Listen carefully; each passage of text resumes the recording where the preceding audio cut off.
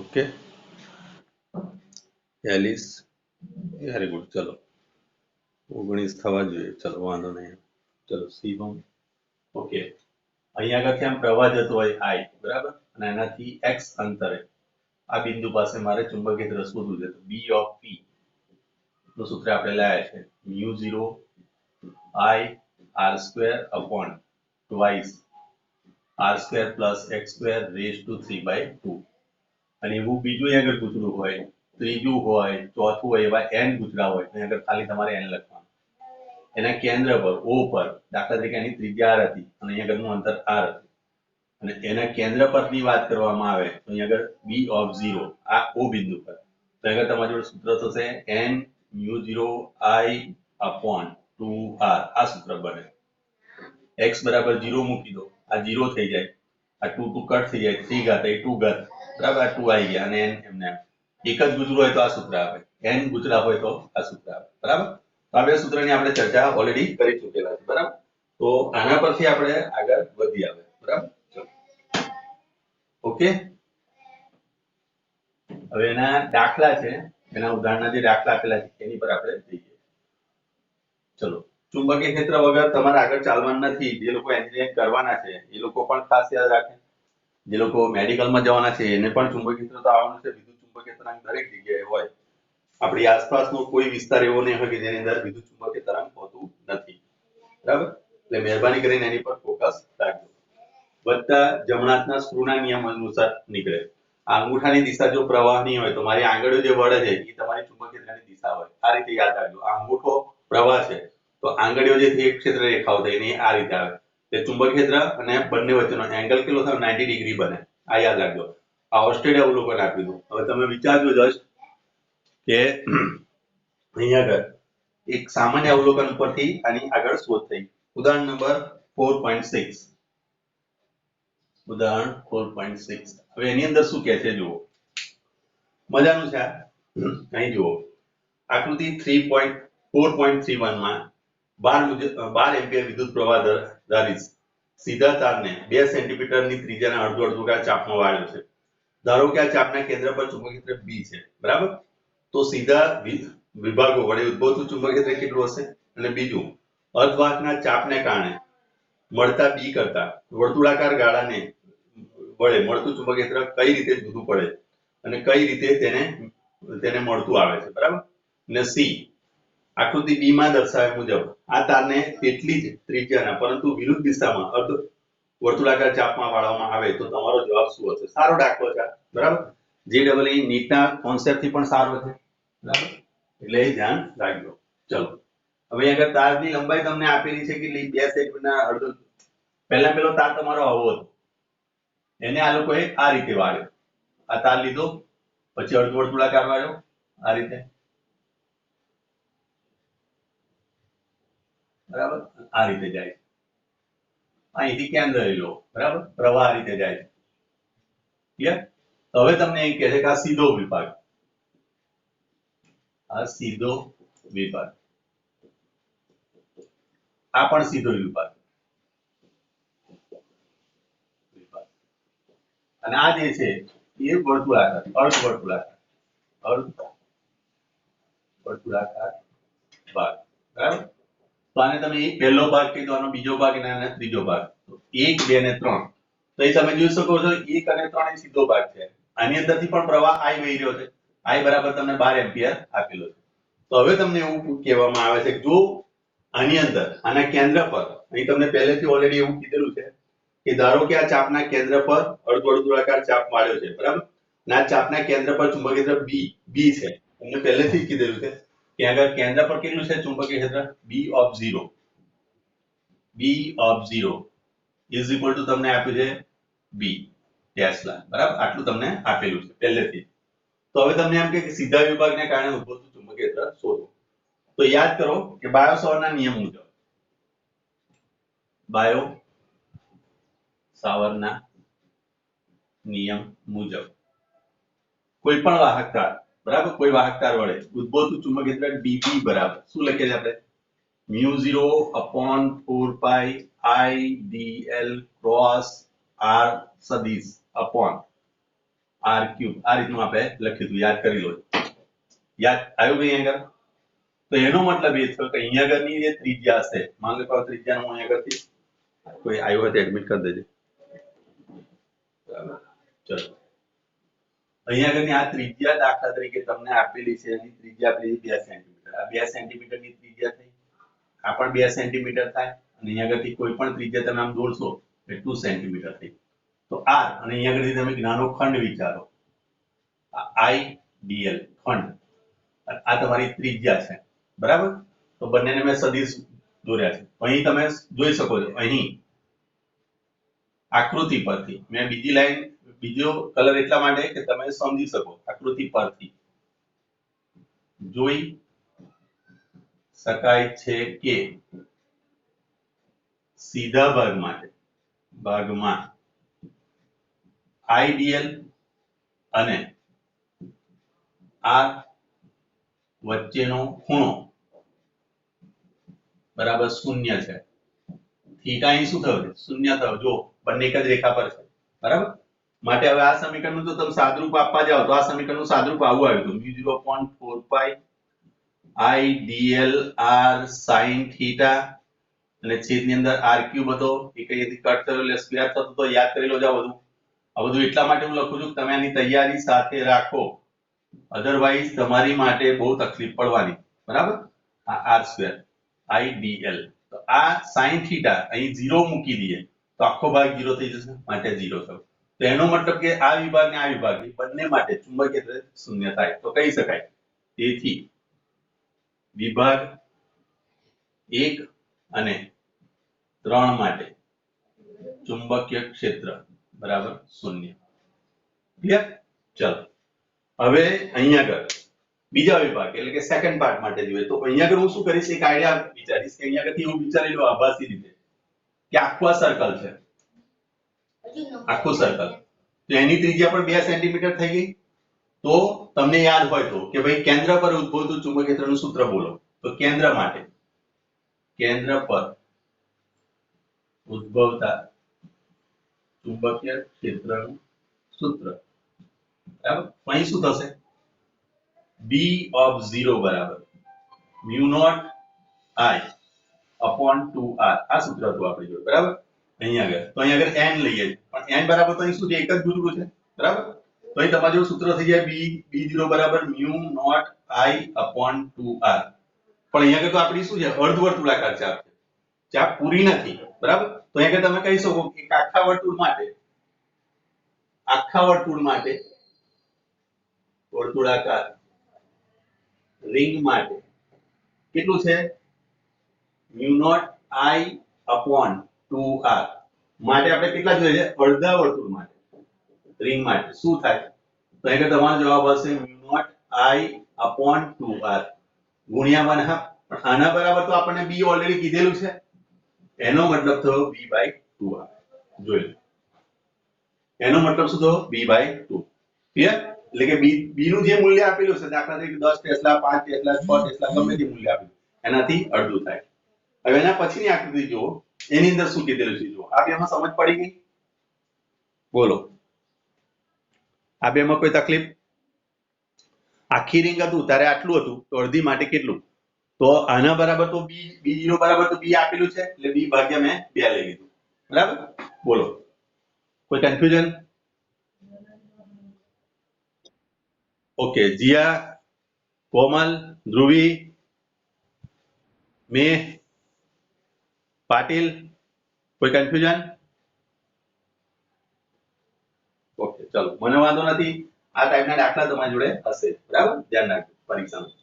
હવે તમને શું કીધું કે ભાઈ એમણે ઉલટાઈ દીધો, આ જે માર્ગ હતો ને એને આ રીતે ઉલટાઈ દીધો ભાઈ, એ જ્યાં કાઢી નાખ્યો. બરાબર, અને એને આ માર્ગે મૂકી દીધો, આ રીતે. અહીંથી વર્તુળાકાર માર્ગ આ રીતે લીધો. બરાબર, આ રીતે વર્તુળાકાર. બરાબર, અને એની પણ ત્રિજ્યા તો 2 સેન્ટીમીટર જ છે. તો આ વિભાગમાં અને આ વિભાગમાં આગળ જણાવ્યું જેમ શૂન્ય થવાનું, અને આ વિભાગમાં શું થશે? આખા વિભાગ માટે તમારું હતું, અડધા માટે કેટલું? તો અહીંયા એ જ વસ્તુ બનશે. ફરક શું પડશે? ખાલી અહીંયા આગળ આ ઉપરની, અહીં ઉપરની તરફ ખાલી ભાગ હતો, જ્યારે અહીંયા આગળ નીચે ભરેલો ભાગ થયો, બરાબર? પણ એ ચુંબકીય ક્ષેત્ર તો બંને માટે સરખું જ રહેશે. આ જ રીતે તમે સૂત્ર તારવી શકો છો. બોલો, છે કોઈ કન્ફ્યુઝન આમાં? હેલો, સેમ વસ્તુ આવવાની આમાં, બરાબર? ક્લિયર? ચલો, ઓકે, ચલો એના પછી આગળનો દાખલો જોઈએ. એકદમ ઈઝી દાખલા છે, જો તમે ધ્યાનથી જોશો તો, બરાબર? ચલો એના પછી 4.7 4.7 માં શું કહે છે જોઈએ. જો 10 સેન્ટીમીટર ત્રિજ્યા ધરાવતું અને ખૂબ જ પાસે રહેલા 100 આંટા ધરાવતું એક પૂછડું ધ્યાનમાં લો. તમને ત્રિજ્યા આપેલી છે, તમને કેટલી? 10 સેન્ટીમીટર, બરાબર? r બરાબર, r તમે સ્મોલ પણ લખી શકો છો, 10 સેન્ટીમીટર, બરાબર? આંટાની સંખ્યા જેને આપણે સ્મોલ કેપિટલ n લઈ લો. ચલો, આંટાની સંખ્યા 100 આંટા, બરાબર? ચલો, હવે તમને એવું કહે છે કે એની અંદરથી પ્રવાહ જઈ રહ્યો છે I બરાબર 1 એમ્પિયર. તો તમારે શોધવાનું છે એના કેન્દ્ર પર કેટલું ચુંબકીય ક્ષેત્ર હશે. B ઓફ કેન્દ્ર, આને B ઓફ 0 પણ કહેવાય, બરાબર? એટલે તમને એવું આપેલું છે, આ આંટા આપેલા છે, દાખલા તરીકે 1 2 3 4. આમ મેં ઉપર નીચે એટલા માટે દોર્યા કે તમને આંટાની સંખ્યા કેટલી આપેલી છે? 100 આંટા છે, બરાબર? n બરાબર 100 આપેલા છે. અહીંયાની ત્રિજ્યા આપણને 10 સેન્ટીમીટર આપેલી છે, બરાબર? અને આની અંદરથી પ્રવાહ વહેતો જે છે એ આપણને આપેલો છે 1 એમ્પિયર. આ પરિસ્થિતિ છે. તો O પર મારે ચુંબકીય ક્ષેત્ર શોધવું છે. તો અહીં તમે લખી શકો કેન્દ્ર પર ચુંબકીય ક્ષેત્રનું સૂત્ર એ તમને આવડવું જોઈએ, જેને B ઓફ 0 કહીએ આપણે. B ઓફ 0 બરાબર ni upon mu0 ni mu0 ni upon 2r. આ સૂત્ર થયું, બરાબર? અથવા તો n ને પહેલા લખશો તોય ચાલશે, n mu0 i into upon 2r. n બરાબર તમને આપેલા છે 100, mu0 એટલે 4 pi into 10 to -7. આ અચળાંક છે એનો. i બરાબર તમને 1 એમ્પિયર આપ્યું છે ને 2. r બરાબર તમને 10 સેન્ટીમીટર, સેન્ટીમીટર ને મીટરમાં ફેરવવાના એટલે 10 to -2.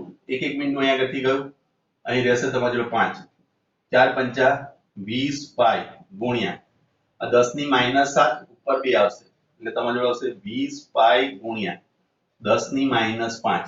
એક મિનિટનું અહીં કટ કરો એટલે અહીંયા આગળ રહેશે -4 એટલે 2 pi 10 to -4. 2 pi એટલે 3.14 એટલે અહીં આગળ 8 2 6.28 6.28 into 10 to -4 ટેસ્લા. આટલું તમારું ચુંબકીય ક્ષેત્ર થાય. જોઈ લો, બરાબર? 6.28. છે કોઈ કન્ફ્યુઝન? એકદમ ઈઝી દાખલો છે. જો આ સૂત્ર તમને આવડતું હોય તો આરામથી તમે દાખલો ગણી શકો. બોલો, કોઈને તકલીફ હોય તો મને કહી દો. જીયા, કોમલ, ધ્રુવી, છે કોઈ કન્ફ્યુઝન? ઓકે, ચલો, વેરી ગુડ, સરસ. હવે જે ટોપિકની આપણે ચર્ચા કરવા જઈ રહ્યા છે એ તમને સારો ટોપિક છે, એમ્પિયરનો સર્કિટલ નિયમ, બરાબર? આપણે પહેલા ચેપ્ટરમાં ગાઉસનો નિયમ ભણીને આવ્યા, બરાબર? ગાઉસનો નિયમ શું કહે છે આપણને? કોઈ પણ બંધ પૃષ્ઠ વડે ઘેરાયેલું કુલ ફ્લક્સ તે પૃષ્ઠ વડે ઘેરાયેલા કુલ વિદ્યુતભાર અને એપ્સિલોન નોટ ના ગુણોત્તર બરોબર થાય. અને ચુંબકીય ફ્લક્સ માટેનું આપણે સૂત્ર આવું લખતા હતા, flux is equal to integration EdA, બરાબર? E into dA. બંધગાળો is equal to sigma Q upon epsilon naught. આવું આપણે એક સૂત્ર કોની અંદર લખતા હતા? વિદ્યુત ક્ષેત્રની અંદર.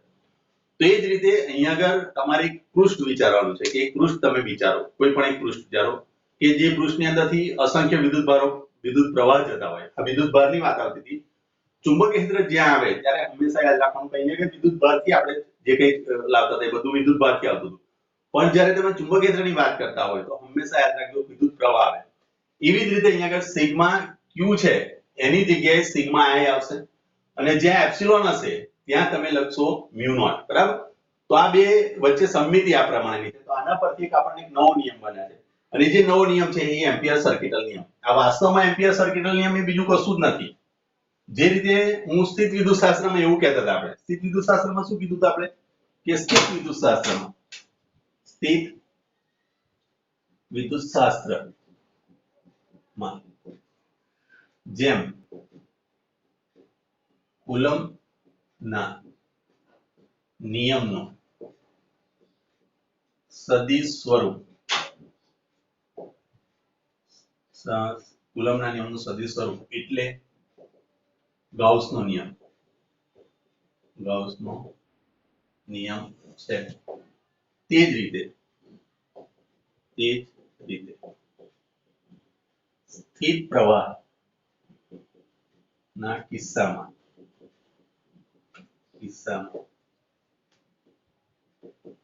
બાયો સાવરના નિયમનું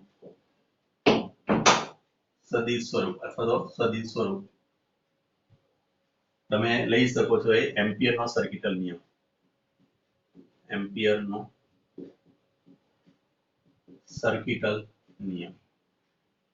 એટલે એનો મતલબ કે એમ્પિયરનો સર્કિટલ નિયમ અને બાયોસાવરનો નિયમ એ બંને સમાન છે, ઇક્વલ છે આ બંને. એ જ રીતે કુલમ્બનો નિયમ અને ગાઉસનો નિયમ બંને એક જ સ્વરૂપ બતાવે છે, બંને એક જ વસ્તુ આપણે રિપ્રેઝન્ટ કરે છે. આપણે એને અલગ અલગ સ્વરૂપે જોઈએ છે. દાખલા તરીકે આના બરાબર લખીએ છીએ આપણે શું? આના પર લખીએ છીએ F = KQ1 Q2 r², અથવા તો K કાઢી નાખું ને 4πε0, બરાબર. તો ગાઉસનો નિયમ આપણે શું લખીએ? ગાઉસનો નિયમ વાસ્તવમાં લખીએ છીએ શું? તો phi બરાબર integration close loop E * dA = σq/ε0. આ બંને એક જ વસ્તુ બતાવે. વિદ્યુતભાર હશે તો જ વિદ્યુતબળ આવશે, એનો મતલબ એવો હતો. એ જ રીતે અહીંયા બાયોસાવરનો નિયમ અને એમ્પિયર સર્કિટલ નિયમ. તો આજે આપણે એમ્પિયર સર્કિટલ નિયમની ચર્ચા આપણે કરવાના છે. જબરદસ્ત નિયમ છે આ પણ. બાયોસાવરનો નિયમ તો તમે બાય ચાન્સ અમુક જગ્યાએ એવી છે કે એમ્પિયર સર્કિટલ નિયમ નથી વપરાતો. દાખલા તરીકે મારે વર્તુળાકાર રિંગ છે એના કેન્દ્ર પર મારે શોધવું હોય તો ત્યાં નિયમ નહીં કામ લાગે, બરાબર. તો એ કેમ નથી કામ લાગતો એ પણ આજે ચર્ચા કરવાની છે. એટલે આને ધ્યાનથી બહુ ધીરજથી સમજવાનો પ્રયત્ન કરજો. એમ્પિયર સર્કિટલ નિયમ છે, બાયોસાવરનો નિયમ છે, એના જેવો જ નિયમ આ છે. એટલે એને સમજીશું, આપણે જોઈશું અને વિચારજો કે હું શું કહેવા માંગુ છું, બરાબર. ચલો એ આપણે સમજીએ. તો એમ્પિયર સર્કિટલ નિયમ નો ક્વેશ્ચન આવો બનશે તમારી જોડે. ક્વેશ્ચન આવો બને: એમ્પિયર સર્કિટલ નિયમ લખો અને તેના પરથી અનંત લંબાઈના તાર માટે સૂત્ર તારવી તેના અગત્યના મુદ્દાઓની ચર્ચા કરો. અગત્યના મુદ્દાની ચર્ચા સાથે હોય તો તમારો સવાલ આવશે 4 માર્કમાં. ખાલી સૂત્ર તારવવાનું કે તે તમને 2 કે 3 માર્કમાં મૂકી શકાય, બરાબર. 3 માર્ક તમે કહી શકો છો, બરાબર. 2 માર્ક જ કહી શકાય. આગળ બીજો મુદ્દા છે તમારી જોડે 4, અડધો માર્ક એનું ગણીએ. દરેક મુદ્દાનો અડધો માર્ક ગણીએ એટલે 4 માર્ક તમારી જોડે એ આવવા જોઈએ. 2 માર્કની જ આ વસ્તુ થાય, અડધો માર્કમાં ખાલી નિયમ થાય, બરાબર. અને એનું સૂત્રની તારવણી પણ એકદમ ઈઝી છે. અહીંયા આગળ કશું તમારે સાબિત કરવાની જરૂર રહેતી નથી, બરાબર. હવે અહીંયા આગળ આપણે એક આકૃતિમાં બતાવું છું પ્રમાણે ધ્યાનમાં લો કે અહીંયા આગળથી આ પ્રવાહ જઈ રહ્યા છે. માની લો કે આ વાહક તાર છે, બરાબર. આ વાહક તાર આ રીતે જઈ રહ્યા છે. એની અંદર એમાં એક પૃષ્ઠ વિચારો, બરાબર. એક આ સપાટી વિચારી, બરાબર. આ સપાટીને એને સી નામ આપ્યું, બરાબર. શું કીધું આપણે? સી નામની સપાટી છે. હવે તમને મેં શીખવાડ્યું છે કે જે દિશામાં પ્રવાહ જતો એ દિશામાં જો અંગૂઠો મૂકીએ તો ચુંબક ક્ષેત્ર આ દિશામાં આવશે. આ સપાટી આ રીતે છે, રિંગ. મેં તમને ગઈકાલે જ બતાવ્યું કે પ્રવાહ આમ જતો હોય તો ચુંબકીય ક્ષેત્રની રિંગ આ રીતે આવતી હોય, આમ બહારની તરફ. તો પ્રવાહ દિશામાં જતો હોય તો રિંગમાંથી ક્ષેત્રરેખા આ રીતે બહારની તરફ આવતી હશે, બરાબર. ક્લિયર? તો ચુંબકીય ક્ષેત્ર તમારે આની જોડે લંબ રૂપે છે. અહીંયા આગળ રિંગ મેં આ રીતે મૂકેલી છે. ક્ષેત્રરેખાઓ બધી બધા વિદ્યુત પ્રવાહ આ રીતે જઈ રહ્યા છે, બરાબર. તો એમ્પિયર સર્કિટલ નિયમ એવું કહે છે કે કોઈ બંધ પૃષ્ઠ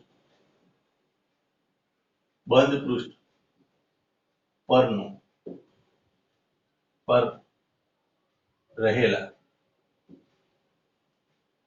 ચુંબકીય ક્ષેત્રનું રેખા સંકલન તે પૃષ્ઠ વડે ઘેરાયેલા કુલ વિદ્યુત પ્રવાહ અને મ્યુ નોટ ના ગુણાકાર બરાબર થાય છે. તો કે આ નિયમ તમારી જોડે છે નહીં, ખાલી તમારે એટલું જ યાદ રાખવાનું છે કે અહીંયા આગળ ચુંબક ક્ષેત્ર આના સ્પર્શકની દિશામાં છે, આની સ્પર્શકની દિશામાં, અહીંયા આગળ દરેક જગ્યાએ સ્પર્શકની દિશામાં છે, બરાબર. તો આને તમે અસંખ્ય નાના નાના ખંડમાં વિચારો. આ જે પૃષ્ઠ છે જે મેં વિચાર્યું એને હું અસંખ્ય નાના નાના ખંડમાં વિચારું છું. દાખલા તરીકે એને હું ડીએલ લેવું છું. શું લેવું છું? ડીએલ ખંડ. DL1, DL2, DL3 up to DLN, બરાબર. તો એક તમે એવું વિચારો કે ધારો કે સપાટી C ને આ C નામ આપ્યું છે, C ના અતિ સૂક્ષ્મ ખંડ DL વિચારો, બરાબર. અને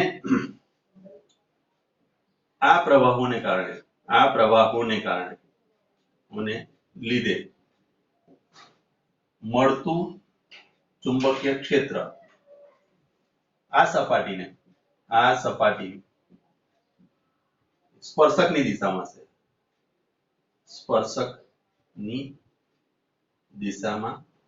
હોય છે. ક્લિયર? હવે સમજી શકો તમે. જો આ રીતે પ્રવાહ જતો હોય, બરાબર, અંગૂઠો પ્રવાહ છે તો આ રીતે જશે તો આ સપાટીને સ્પર્શકની દિશામાં આવશે, આ તરફ બધા ચુંબકીય ક્ષેત્રની દિશા હશે. હવે જો દરેક DL ને B વડે ગુણતા એટલે કે B into DL, બરાબર, જેમનો સમગ્ર સપાટી પર સરવાળો લેતા ડેલ્ટા L અથવા તો DL tends to 0 હોય ત્યારે સરવાળો સંકલન માં રૂપાંતર થાય છે. એટલા માટે આપણે જો સૂત્ર બને છે ઇન્ટિગ્રેશન, આમ જોવા જઈએ તો સિગ્મા છે, સિગ્મા B into DL, આમ તો ડેલ્ટા L લખાય છે, ડેલ્ટા L, બરાબર.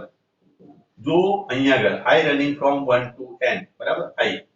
હવે જો આ સતત સરવાળો હોય, ડેલ્ટા L tends to 0 હોય, ડેલ્ટા L tends to 0 લઈએ એ વખતે આ સરવાળો સંકલનમાં રૂપાંતર થાય.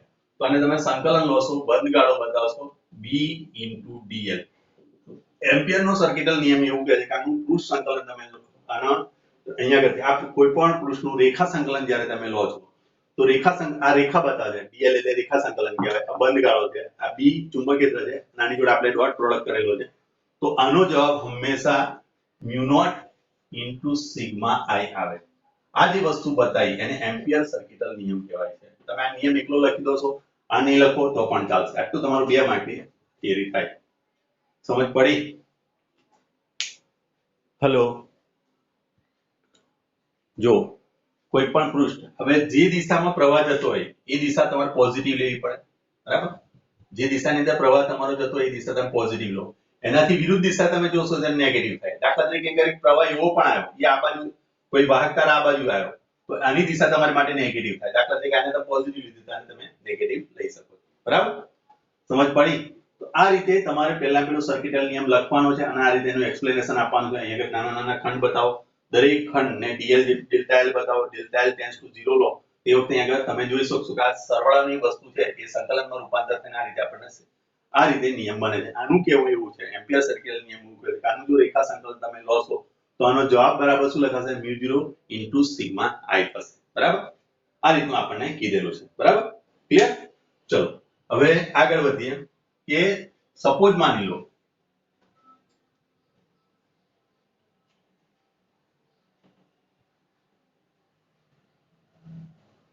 કે અહીંયા આગળ એક જ વાહક તાર હોત ને અનંત અંતર સુધી ગયો હોત, બરાબર. બીજું કે અહીંયા આગળ આ સૂત્ર મેળવવા પાછળના બીજા 2-3 બાબતો અગત્યની છે. તો પહેલામાં પહેલી વસ્તુ એ હોવી જોઈએ અને અગત્યના મુદ્દાની અંદર એ વસ્તુ જોજો કે B હંમેશા સ્પર્શકની દિશામાં અને કેવું હોવું જોઈએ? અશૂન્ય હોવું જોઈએ. જો આ શૂન્ય લઈ લો તમે તો આખો જવાબ 0 થઈ જાય. તો પહેલી આ કન્ડિશન આવશે અને અગત્યના મુદ્દા. સેકન્ડ થિંગ તમારી એ આવશે કે અહીંયા આગળ બી હંમેશા બી અને પ્રવાહ વચ્ચેનો બી એ હંમેશા લંબરૂપે હશે, હંમેશા લંબરૂપે. અને ત્રીજો મુદ્દો એ પણ હશે કે શક્યતાની એ પણ થાય કે બી ની અસર નાબૂદ પણ થાય, નાબૂદ થાય. બરાબર, આ ત્રણ બાબતોને ધ્યાનમાં લઈને આપણે આગળ વધવાનું. નાબૂદ કઈ રીતે થાય કે દાખલા તરીકે એક પ્રવાહ અહીંયાથી આ રીતે ગયો, I બરાબર તમારી જોડે છે 10 એમ્પિયર પ્રવાહી જઈ રહ્યો છે. બીજો એક પ્રવાહ એનાથી વિરુદ્ધ દિશામાં I બરાબર 10 એમ્પિયર આ દિશામાં જાય છે. તમે આગળ આ પૃષ્ઠ વિચારો, આ C વિચાર્યું, તો આના કારણે ચુંબકીય ક્ષેત્ર ઉત્પન્ન થવાનું એ કઈ દિશામાં થશે? એ આ દિશામાં થશે. એટલે બહારની તરફ આવવાનું. બહારની તરફ આવવા માટે હું અહીંયાથી આમ સિમ્બોલ રાખું, બરાબર. આ B1 થયો, આ 1 લઈ લો. અને આ B2 એટલે આના કારણે થયું તે અંદરની તરફ જશે. તો અંદરની તરફ જે ગયું એને હું ચોકડી વડે કહું છું, આ B2 થયું. તો આ બંને એકબીજાની અસર નાબૂદ કરે ત્યારે આ પરિસ્થિતિ આવે. એટલે બે વાહક તાર હોય, સમાન મૂલ્યનો પ્રવાહ હોય અને બંને પરસ્પર વિરુદ્ધ દિશામાં જતા હોય, બરાબર. તે વખતે આ પરિસ્થિતિ સર્જાશે, બરાબર. તો એ વખતે એ અસર નાબૂદ થાય એવું તમે કહી શકો.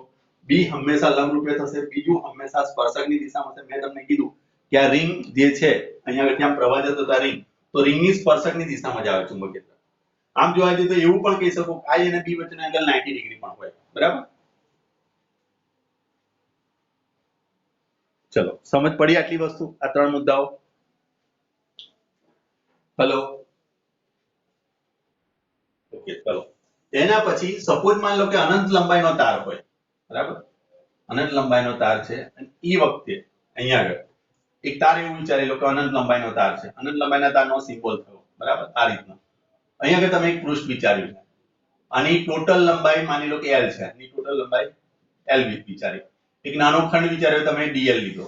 તો આ સૂત્ર પરથી લખવા જઈએ તો ઇન્ટિગ્રેશન લખો છો તમે b dl is equal to mu0 sigma i. અહીંયા આગળ I પ્રવાહ વહી રહ્યો છે, બીજો કોઈ વિદ્યુત પ્રવાહ છે નહીં, એટલે આના બરાબર હું ડાયરેક્ટ પણ લખી શકું mu0 i. ક્લિયર? કારણ કે એક જ વાહક તાર છે એવું વિચારો. હવે આનું સાદુરૂપ આપવા જઈએ એટલે લખાય ઇન્ટિગ્રેશન b dl. આના બરાબર તમે લખી શકો છો b dl cos theta is equal to mu0 i. જો મેં અહીં એરો કાર્ડ નાખ્યા કારણ કે a dot b બરાબર તમે cos theta આવે. હવે તમે વિચારજો આની ડાયરેક્શન ચુંબકીય ક્ષેત્ર પણ b અને dl એક જ દિશામાં હોય છે, એક જ દિશામાં હોવાથી તમે જે સ્પર્શક વિચારો છો આ રીતે તમે જે રિંગ બનાવી, દાખલા તરીકે આ પ્રવાહ છે ને એની રિંગને આ રીતે બતાવી, તો સ્પર્શક આ દિશામાં હોય અને એ જ દિશામાં તમારો ચુંબક આ dl બંને એક જ દિશામાં આવી ગયા. આની દિશા જે dl ની દિશા થવાની એ અને ચુંબકીય ક્ષેત્રની દિશા બંને એક જ દિશામાં આવશે. આ બંને આ dl છે અને આ b છે, તો બંને એક જ દિશામાં આવ્યા. બંને એક જ દિશામાં હોય માટે થીટા બરાબર શું લખાય? 0 લખાય. ધેટ મીન્સ કે અહીંયા તમે લખશો integration b dl cos 0 is equal to mu0 i. અને તમે જાણો છો cos 0 બરાબર 1 થાય. તો આના પરથી તમારી જોડે b તમારું અચળ છે એટલે એને b બહાર કાઢી લો. b dl is equal to તમારી જોડે આવશે mu0 i. પણ હવે તમે જો આ નાના નાના dl નું બધાનું તમે સમેશન કરો તો કુલ l આવશે. માટે તમે લખી શકો bl is equal to mu0 i. આ રીતનું કે આપણને સૂત્ર મળ્યું. દાખલા તરીકે આપણે એવું ધારી લઈએ કે ધારો કે આની ત્રિજ્યા r છે તો l બરાબર તમે પરિઘ લખાય અને પરિઘ બરાબર તમને જાણો છો તે રીતે 2 pi r થાય. આ વેલ્યુ તમે અહીં પુટ કરો તો આપણી જોડે ફાઇનલ ઇક્વેશન આવશે b 2 pi r is equal to mu0 i. અને આના પરથી અતિ લાંબા તારનું સૂત્ર, અતિ લાંબા એટલે ઇન્ફાઇનાઇટ અંતર માટેના તાર માટેનું સૂત્ર, વાહક માટેનું સૂત્ર, વાહક તાર માટે ચુંબકીય ક્ષેત્રનું સૂત્ર. મેં તમને કીધું કે આને તારની તમારે 4 માર્ક લાવવાના છે તો b બરાબર સૂત્ર થઈ જશે mu0 i upon 2 pi r. આ સૂત્ર ભર્યું. એ સૂત્રને કહેવાય અનંત લંબાઈના તારનું આ સૂત્ર. અનંત લંબાઈનો તાર જ્યારે આપ્યો હોય તેનાથી r અંતરે કોઈ પણ બિંદુએ તમે આ જગ્યાએ જાઓ, આ જગ્યાએ જાઓ, આ જગ્યાએ જાઓ, કોઈ પણ જગ્યાએ જાઓ, r એટલે બીજી પણ r તેમ વિચારી શકો છો, r2 પણ વિચારી શકો છો, r3 પણ વિચારી શકો છો. કોઈ પણ અંતર માટે તમારું સૂત્ર શોધવું હોય ચુંબકીય ક્ષેત્ર તો આ સૂત્ર પરથી શોધાય. અહીં તમે જોઈ શકો છો કે અહીંયા આગળ પણ અગત્યના મુદ્દા એ છે કે અહીંયા આગળ તમે જોશો કે બધું જ એ નળાકાર સમમિતિ ધરાવે છે. અહીં તમે જોશો એક r અહીં લીધો આપણે, બીજો r1 અહીંયા આગળ હું લેવું છું, r3 અહીંયા આગળ લેવું તો નળાકાર જેવી વસ્તુ હશે. અહીંયા આગળ આખો જાણે નળાકાર મૂક્યો હોય એ રીતનું તમારે જો ચુંબકીય ક્ષેત્ર મળશે. દાખલા તરીકે હું તમને એમ કહી શકું કે આ પેન છે, આ પેનની અંદર જે અહીંયા આગળ થઈ પેન તમારે જોડે કોઈ એવી બતાવો કે જેથી તમને અંદાજ આવે, બરાબર? ચલો એક મિનિટ હું પેન જોઈ લઉં, બીજી કોઈ હોય તો.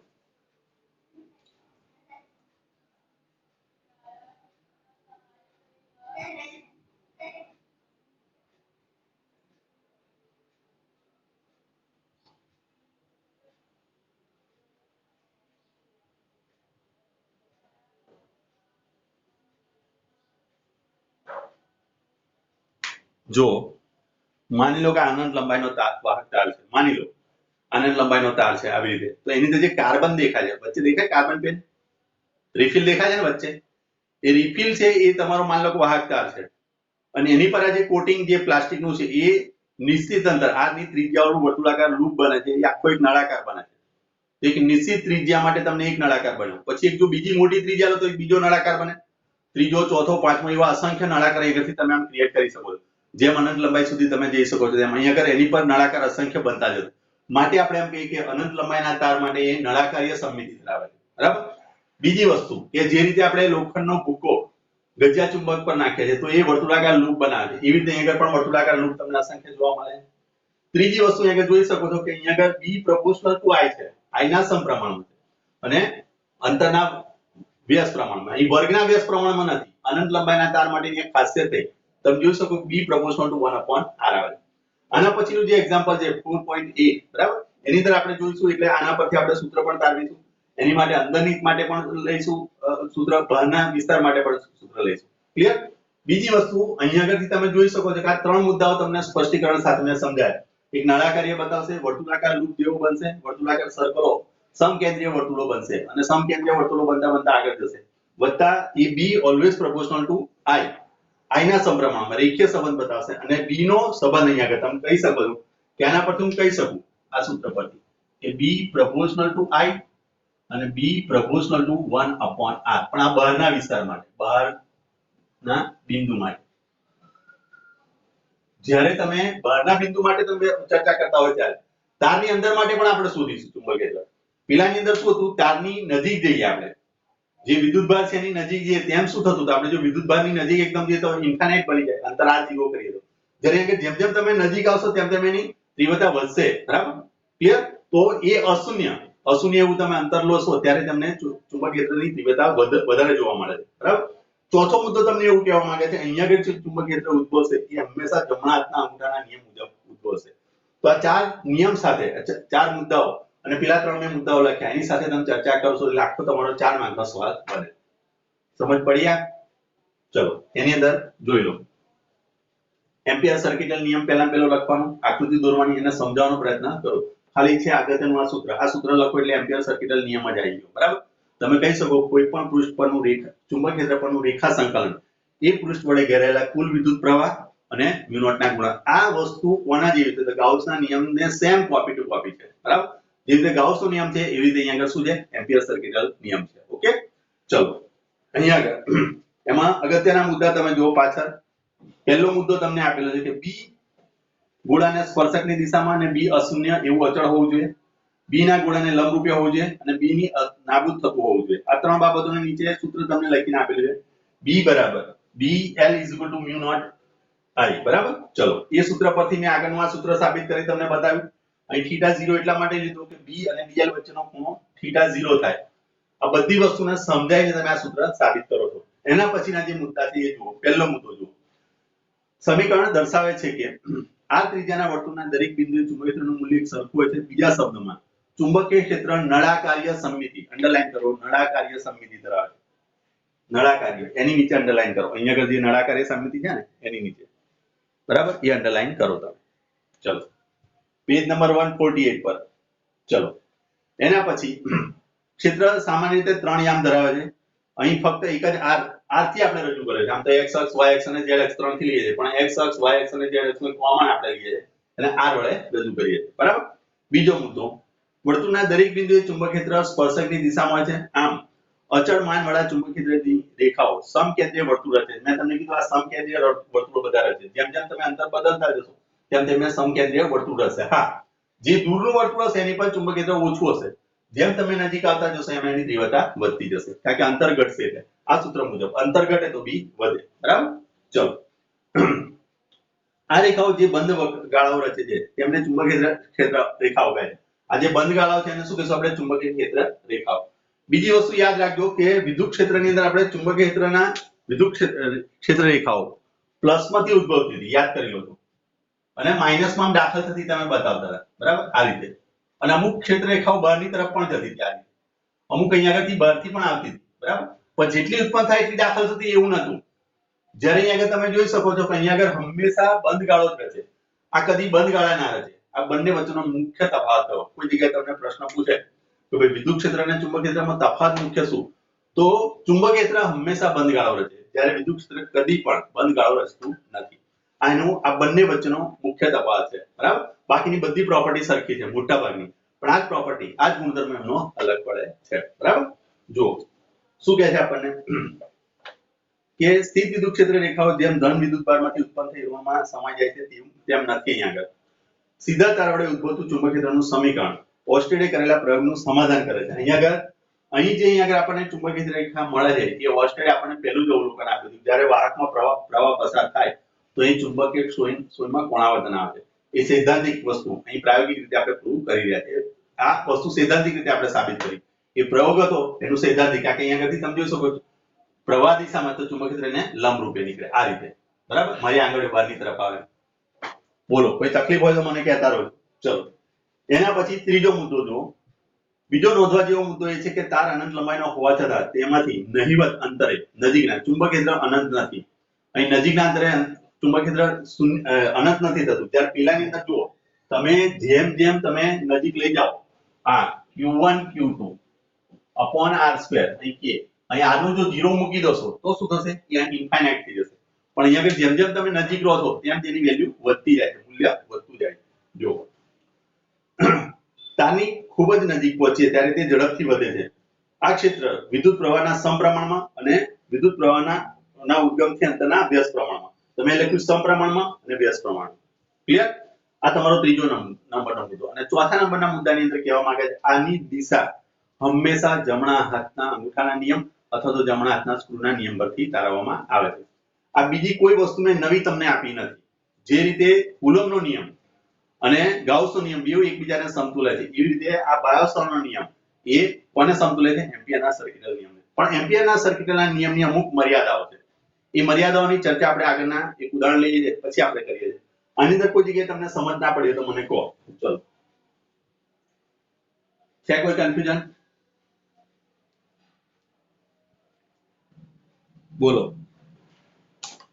4 મુદ્દા, પેલા 3 મુદ્દા, એટલે ટોટલ 7 મુદ્દા તમારે લખવાના છે. ટોટલ 4 માર્કનો સવાલ થાય. ખાલી તમારે આ સૂત્ર એટલું લખવાનું, આકૃતિનું થોડું વર્ણન કરવાનું, પછી આ 3 મુદ્દા પેલા આગળના અને 4 મુદ્દા ટોટલ ચર્ચા કરશો તો તમને 4 માર્ક મળશે. બરાબર?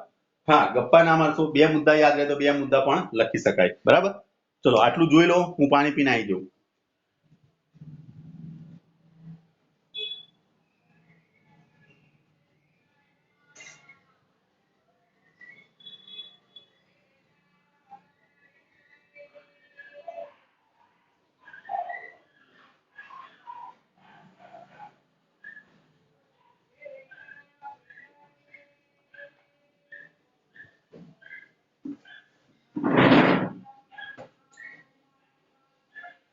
હવે વસ્તુ વિચારી રાખજો કે મેં અંગૂઠો બતાવ્યો તો આ દિશામાં ચુંબકીય ક્ષેત્રરેખાઓ મારી આંગળીઓ આ રીતે જાય છે અને ડીએલ અહીંયા આગળ લીધો. આ ડીએલ એક જ દિશામાં અને મારી આંગળી પણ એક જ દિશામાં જાય. જો બંને માટે અહીં થીટા મેં 0 લીધો. ધ્યાન રાખજો. આ બી બરાબર, આ બંને એક જ દિશામાં જાય, વર્તુળ બને. અંગૂઠાની દિશામાં પ્રવાહ હોય, પ્રવાહને ચુંબકીય ક્ષેત્ર બંને એકબીજાને લંબ હોય અને એ જ દિશા મેં સ્પર્શક લીધો. એ દિશાની અંદર કોને લીધા? ડીએલ. નાના નાના ડીએલ લખીને આખું સર્કલ બને. એ આખા સર્કલને તમે ભેગું કરશો એટલે L બન્યો. બરાબર? અને L બરાબર શું થાય? તો પરિઘ થાય. પરિઘ બરાબર 2πr. આ રીતે થિંકિંગ તમારું કરજો. બરાબર? અને સીધું ગોખવાનો પ્રયત્ન ના કરશો, કારણ yaad રાખી દઈએ. હું ચોપડી કોઈ જગ્યાએ નથી આપ્યું આવું બધું. આ બધી વસ્તુ નથી આપી. આપેલી હોય મને કહો અહીંયા આગળ. કોઈ કશું જ નથી આપ્યું. તમને સીધું આ સૂત્ર તારવીને આપેલું. સૌથી અગત્યની બાબત એવું છે કે તમને 12મા ધોરણમાં સમજે છે, એવું વિચારે છે કે તમે 12મા ધોરણમાં છો, બોર્ડ જે ચોપડી બનાવી એને 12માના લેવલ પ્રમાણે જ બનાવી છે, બરાબર. આ વાસ્તવિકતામાં કેવું હોય છે કે આપણે 8, 9, 10 ની અંદર જે અમુક વસ્તુ છે ને ઇગ્નોર કરતા હોઈએ, અથવા તો તમે એને ભણ્યા ના હોય વખતે, અથવા તો તમારે રહી ગઈ હોય બાબતો, એ બાબતોનું સ્પષ્ટીકરણ એ 12મા ધોરણમાં આવવું જ જોઈએ, નહીં તો તમારા માટે આ માર્ક્સ લાવવા મુશ્કેલ પડશે. ક્લિયર? હવે અહીંયા કીધું તમે એવું બાય ચાન્સ લખી નાખો કે બી અને આઈ બંને એક જ દિશામાં થઈ ગયા, તો એ શક્ય જ નથી, બરાબર. કારણ કે થીટા 0 થાય તો બાયોસોરના નિયમ મુજબ ચુંબકીય ક્ષેત્ર શૂન્ય થઈ જાય. આ બધી વસ્તુને ધ્યાનમાં લઈને આ બધું આગળ વધજો, બરાબર.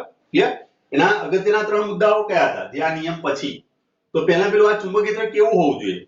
એ સ્પર્શકની દિશામાં હોવું જોઈએ અને અશૂન્ય હોવું જોઈએ. મેં તમને લખ્યું આ દિશામાં ગયા આપણે, તો અથવા તો આ દિશામાં જાઓ, પ્રવાહ જો આ દિશામાં જઈશ તો ચુંબકીય ક્ષેત્ર પણ આ દિશામાં આવશે, બરાબર. આ દિશામાં આવશે, જમણા હાથનો અંગૂઠો લઈએ તો હું આ દિશામાં લ્યો તો ચુંબકીય ક્ષેત્ર અંદરની તરફ આવે, જો આ દિશા લે તો ચુંબકીય ક્ષેત્ર બહારની તરફ. એટલે બંને સાઈડ તમે જોઈ શકો છો, પણ જમણો હાથ વાપરજો. ડાબો હાથ જો વાપરશો તો બંને એક જ દિશામાં આવી જશે. જો હમણાં મેં તમને કીધું ડાબો હાથ લઈ લો તો બંને એક જ દિશામાં, આ દિશા ને આ દિશા બંને એક જ દિશા થઈ ગઈ, તો દિશાનો મિનિંગ નહીં રહે. ચુંબકીય ક્ષેત્ર એ સદિશ રાશિ છે, એને ધ્યાન રાખજો. આ બધા મુદ્દા તમારા માઇન્ડમાં હોવા જોઈએ. ફર્સ્ટ મુદ્દો આની નીચે શું લખાશે? સ્પર્શકની દિશામાં અશૂન્ય. સેકન્ડ મુદ્દાની અંદર તમે કહો આઈ અને બી હંમેશા લંબરૂપી હોય. અને થર્ડ મુદ્દો, આની અસર નાબૂદ થઈ શકે છે. ક્યારે નાબૂદ થઈ શકે? જે રીતે આ પ્રવાહ ગયો ને આ પ્રવાહ ગયો, બંને એક દિશા, બંને પરસ્પર વિરુદ્ધ દિશામાં થશે. વિરુદ્ધ દિશામાં થશે એટલે શું થશે? એકબીજાની અસર નાબૂદ કરશે. આ 3 બાબતોને પછી આપણે અનંત અંતરનો તાર લીધો. તારની સંખ્યા એક જ હતી એટલે અહીંયા આગળ મ્યુ 0 સિગ્મા એની જગ્યાએ મેં સીધું આ એકલો લીધો. આ સૂત્ર એ વાપર્યું. અહીંયા આગળથી મેં શું કર્યું? બંનેનો ડોટ પ્રોડક્ટ લીધો cos થીટા અહીંયા આગળ મેં 0 બતાવ્યો. શા માટે? કારણ કે આ દિશામાં ચુંબકીય ક્ષેત્રનો સ્પર્શક એ દિશામાં, અને તમે ધારેલી સપાટીના dl એક જ દિશામાં આવ્યા. થીટા એ 0 થયો. એના પરથી આ વસ્તુ સમજાઈ અને એના પરથી આ વસ્તુ લાયા. અહીંથી b proportional to i અને b proportional to 1/r. આના પર 4 મુદ્દાઓ છે. પહેલો મુદ્દો આપણને શું કહે છે? કે નળાકારીય સમમિતિ બતાવે. સેકન્ડ મુદ્દામાં શું થાય? કે અહીંયા તમે વર્તુળાકાર જે રીતે લોખંડનો ભૂકો નાખો છો એ રીતે સમકેન્દ્રીય વર્તુળો રચે છે. પહેલું વર્તુળ, બીજું, ત્રીજું, ચોથું, પાંચમું એવા અસંખ્ય વર્તુળ રચે છે. ત્રીજી વસ્તુ અહીંયા આગળ આપણને એવું કહેવા માંગે છે કે જે રીતે પ્લસમાંથી માઇનસમાં વિદ્યુતભાર જતા રહે, ક્ષેત્રરેખાઓ જાય એ રીતે આ ક્ષેત્રરેખાઓ દર્શાવે. પણ આ ક્ષેત્રરેખા હંમેશા બંધ ગાળા રચે, જ્યારે આ બંધ ગાળા રચતી નથી. ક્લિયર? થર્ડ મુદ્દો આપણને શું કીધો? કે આગળ b proportional to i છે અને b proportional to 1/r અંતરના વ્યસ્ત પ્રમાણમાં અને i ના સમપ્રમાણ. અને ચોથો અને છેલ્લો મુદ્દો આપણને કહે કે એની દિશા હંમેશા જમણા હાથના અંગૂઠાના નિયમ પરથી જ અપાય, અથવા તો સ્ક્રૂના નિયમ પરથી. આ 4 મુદ્દા જો તમે લખી દો અને છેલ્લી એક લાઈન બતાવી દો કે ભાઈ કુલમના નિયમ જે રીતે ગાઉસનો નિયમ જે રીતે આ બાયોસરનો નિયમ જ છે, એ કોને દ્વારા રજૂ કરે છે? એમ્પિયરના સર્કિલ. આ 4 માર્કનો સવાલ થઈ ગયો. બરાબર? સમજ પડી? આ બોલો, છે કોઈ કન્ફ્યુઝન? ચલો આગળ જઈએ. કશું બોલ્યા નહીં તમે? મેં, કોમલ, જીયા, બધા નામ લઈને મારે ફરી પછી મારે પૂછવું પડશે. બોલો, કોમેન્ટ લખી કે નહીં કશી?